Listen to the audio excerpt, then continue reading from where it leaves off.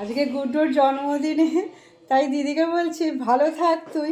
এই যে মনের টানে তুই যে এই যে ছুটে ছুটে চলে আসিস, কোনো বাধা বিপত্তি তুই মানিস না, যতই কাজ থাকুক আমি ডাকলে ঠিক আসবে। তো তুই সুস্থ থাক, ছেলের জন্মদিনে তোরও সুস্থতা কামনা করি। তো সকালবেলাতে দিদি এসেছিল, কিন্তু ওই যে ছেলের এখন রোজেরই তো কাজ থাকে, তার উপরে বন্ধু বান্ধব সব কিছুই রয়েছে। তো ও সকালবেলাতে ছিল না, তো যার জন্য সকাল থেকে সেরকম কিছু রান্নাপাতি হয়নি, তো রাত্রিরেই হচ্ছে। তো দিদি বলছে আমি চলে যাই, কারণ বেলা হয়েছিল এমনি খেতে।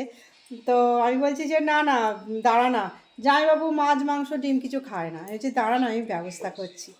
তো দেখো দিদির জন্য কি করলাম। তো এবেলা যেহেতু ছেলে খাবে, তাই একটু পোলাও করেছিলাম, ওই পোলাও দিদিকে দিলাম।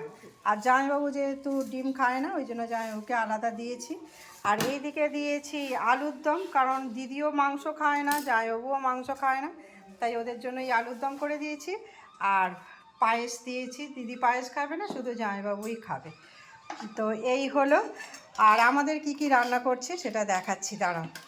এই দিকে হচ্ছে মটন, এটা এবেলা করব। আর তারপরে চিকেন টিকেন আছে, দেখাচ্ছি, দাঁড়াও।